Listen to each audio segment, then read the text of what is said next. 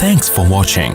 Don't forget to like, comment, share and subscribe to Mufti Tariq Masood, famous scholar. اللہ نے مزے اڑانے پر پابندی نہیں لگائی ہے، لیکن وہ مزے جس کی اللہ نے اجازت دی ہے تاکہ آخرت خراب نہ ہو. مسلمان آخرت پہلے رکھتا ہے، دنیا بعد میں.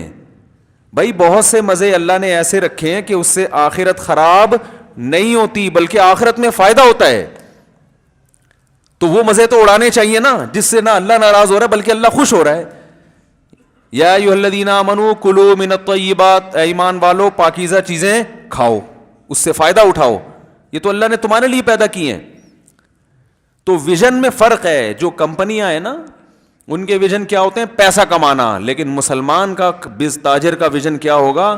بھائی پیسہ کمانا تاکہ اس سے کوئی بڑا مقصد حاصل کیا جا سکے. پیسہ برائے پیسہ مقصد نہیں ہے. پیسہ کما کے کوئی بڑا مقصد حاصل ہو. وہ بڑا مقصد کیا ہے؟ پہلا مقصد کسی کے ساتھ سب سے پہلے تو اپنے آپ کو بھکاری بننے سے بچانا ہے. سمجھ رہے؟ اللہ کو بھیک مانگنے والا پسند نہیں ہے. بھائی سب سے پہلے تو بھائی ہم صرف اللہ کے سامنے جھکیں گے. مخلوق کیا ہمارے جیسا انسان ہے، میں کیوں اس کے سامنے اپنی ناک ذلیل کروں؟ بھائی سجدہ صرف اللہ کے سامنے ہوتا ہے، اور سجدہ دو قسم کا ہوتا ہے، ایک سر جھکانے والا، ایک اپنے دل کو جھکا دینا. ہم دل بھی نہیں جھکاتے. کیا خیال ہے بھائی؟ ہم کیوں کسی کا احسان لیں؟ تو ہم صرف اللہ سے مانگیں گے. تو اس کے لیے جیب میں پیسے ہوگے تو مانگیں گے نا. پیسے نہیں ہیں تو 4 دن تو اللہ سے مانگے گا، اس کے بعد کیا کہ تھوڑا پبلک سے بھی مانگ کے ٹرائی کر لو. کیا جا رہا ہے یار، اب اللہ تو دے نہیں رہا. تو اللہ کہے گا میں نے تو دینے کا وعدہ اس وقت کیا تھا جب تو خود بھی تو محنت کرنا. تو پڑ جائے گا تو کہاں سے دوں گا میں؟ تو کھلانے والا پسند ہے اللہ کو. دوسری نیت مسلمان کیا کرتا ہے کہ بھائی جب خود بھی بھیک سے بچوں گا پھر بیوی بچوں کو بھی کھلاؤں گا. سب سے افضل صدقہ کون سا ہے؟ نبی نے فرمایا ما تجعل فی امرأتک، اپنی بیوی کو کھلاتے ہو نا سب سے زیادہ ثواب اس میں ملتا ہے. میں جب یہ شروع میں حدیث پڑھتا تھا مجھے سمجھ میں نہیں آتی تھا اس کا مطلب کہ یار وہ تو سبھی کھلاتے ہیں، وہ تو گن پوائنٹ پہ کھلاتے ہیں. کوئی دنیا میں ایسا شیر خان ہے جو کہ میں بیوی کو نہیں کھلاؤں گا؟ بیوی چھوڑے گی اس کو؟ وہ دنیا چھوڑ دے گی، یہ شوہر کو نہیں چھوڑے گی وہ. تو یہ کیوں اتنا ثواب مل رہا ہے؟ یہ تو ہماری ضرورت ہے تو مجبور تو بھاگ جائے گی ورنہ. ارے بھائی بیوی کو نہیں کھلاؤ گے تو بھاگ جائے گی نا گھر سے. اس کو تو پکڑ کے رکھنے کا طریقہ یہ اس کو کھلاتے رہو صبح شام. ورنہ وہ بچے الگ رول جائیں گے. یہ تو کھلانا ہی کھلانا ہے. اب مجھے اس حدیث کا مطلب سمجھ میں آتا ہے. یار نبی صلی اللہ علیہ وسلم نے کیسی ترغیب دی ہے مسلمانوں کو. کیونکہ حضرت عمر کا قول ہے من لم یعرف وہ کیا ہے ملم، کیا ہے وہ عجیب بڑے خوبصورت الفاظ ہیں کہ ملم یعرف بالجاہلیتی لم یعرف بالاسلام. جو زمانہ جاہلیت جس نے نہیں دیکھا اس کو اسلام کی خوبیوں کا پتہ نہیں چلتا. حضرت عمر نے تو دیکھا تھا نا، جو نئے نئے لوگ آ رہے تھے نا، پیدا ہو رہے تھے، مسلمان ہو رہے تھے نوجوان، ان کو کہتے تھے تمہیں کیا پتا کہ اسلام کیا ہے؟ تم نے جاہلیت کا زمانہ تو دیکھا نہیں ہے. تو آج جب ہم دنیا میں سفر بھی ہوئے، مطالعہ بھی ہوا، تو دوسری قوموں سے جب کمپیئر کرتے ہیں ان کے ہاں ٹیکنیکل فالٹ یہ ہے کہ وہ بیوی پہ خرچ نہیں کرتے. انگریز خرچ کرے گا اپنی ذات پہ، اپنی کمپنی پہ. کیا خیال ہے؟ اپنی کمپنی پہ، اپنی ذات پہ، گرل فرینڈ پہ، دوستوں پہ. بیوی پہ نہیں کرتا. بیویاں تو وہاں خود بھی، بھائی بیوی اپنا کماتی ہے، شوہر اپنا کماتا ہے. تو اللہ کے نبی نے اس لیے فرمایا کہ سب کیوں، اس سے خاندانی نظام محفوظ رہتا ہے. عورت جاب کرنے پر مجبور نہیں ہوتی، وہ گھر کی 4 دیواری میں رہتی ہے، وہ آپ کے بچوں کی تربیت کرتی ہے، وہ برائی کی طرف نہیں جاتی. اور آپ میں خرچ، مرد کو اللہ چاہتے ہیں اس میں خرچ کرنے کا جذبہ پیدا ہو. یہ خاندان کو جوڑ کے رکھتا ہے. پھر اس لیے فرمایا کہ سب سے پہلے کیا ہے؟ دیکھو آپ کہہ سکتے ہیں سب سے پہلے تو والدین ہیں. تو والدین اس صورت میں ہے کہ وہ محتاج ہوں، ورنہ اماں کا خرچہ آپ کے ابا پر ہے، بیٹے پر نہیں ہے. سمجھ رہے نا؟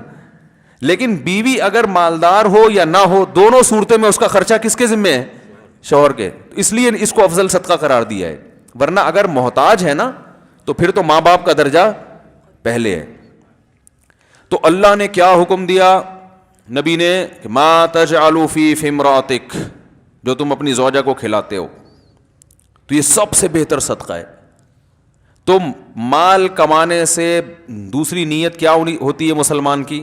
یہ نہیں کہ میں کھاؤں موج مستی کروں بس، یہ کوئی نیت نہیں ہے، کیونکہ غیر مسلم کی یہ نیت ہوتی ہے. اس لیے اس نیت کی اخلاقی برائیاں کیا پیدا ہوتی ہیں اس نیت کی وجہ سے. نمبر ایک، کیونکہ وہ سمجھتا ہے کہ دنیا میں ہم صرف انجوائے کرنے کے لیے آئے ہیں، تو ہر وہ چیز جو انجوائے کرنے میں رکاوٹ بنے گی وہ اسے کباب میں ہڈی سمجھتا ہے. آپ کو پتا ہے ابھی انڈیا میں مجھے کسی نے واٹس ایپ پہ کلپ بھیجا کہ انڈیا میں بعض علاقوں میں ایسا ہو، میں انڈیا کی جب باتیں کر رہا ہوں تو اس سے مسلمان مراد نہیں ہوتے، انڈیا کے مسلمان بہت اچھے ہیں، بہت سے تو ہم سے بھی اچھے ہیں، تو اس سے مراد وہ متعصب قسم کے غیر مسلم، جو سارے غیر مسلم بھی ایسے نہیں ہوتے، اس سے مراد وہ غیر مسلم ہوتے ہیں جو مذہب سے دور ہوتے ہوتے ہوتے ہوتے نا بالکل مذہب کے باغی ہو گئے، ان کا یہ انجام ہوتا ہے. تو اس میں یہ کہ گاؤں میں رواج ہے بوڑھے والدین اور دادا دادی کو قتل کر دیتے ہیں کہ یہ ٹینشن ہے، بوجھ بن رہے ہیں، اور یہ بہت پرانا رواج ہے ان کا. اس کا انٹرویو دکھایا انہوں نے، انٹرویو میں دکھایا کہ ہاں ہم ایسا کرتے ہیں کہ جب وہ نہیں مر رہے ہوتے تو ڈاکٹر کو لاتے ہیں، وہ انجیکشن لگا دیتا ہے یا کچھ پلا دیتے ہیں یا کچھ ایسا کر دیتے ہیں، مار دیتے ہیں. تو اپنے حساب سے تو وہ ٹھیک کر رہے ہیں، کیونکہ بھائی جب دنیا میں انجوائے کرنے کے لیے آئے ہیں تو یہ ٹینشن کیوں اٹھائیں بوڑھے کی؟ بولو نا بھائی، یہ تو ٹینشن ہے نا. اور غیر مسلم ٹینشن سمجھتا ہے، بوڑھے باپ کو بھی، بوڑھی ماں کو بھی، بیوی کو بھی ٹینشن سمجھتا ہے. اس لیے سمجھتا ہے کہ یہ گرل فرینڈ نہیں بنانے دیتی، خرچہ کرنا پڑتا ہے اس کے اوپر، تبھی خرچے سے بھی. پھر اولاد کو ٹینشن، اسی وجہ سے 1-2 سے زیادہ بچے بھی نہیں ہونے دیتے. وہ کہتے ہیں یہ ٹینشن ہے کہ کیوں ہم تیسرا بچہ کیوں ہو بھائی، 2 میں خرچ کر لیا بہت ہے، تیسرا کیوں ہو.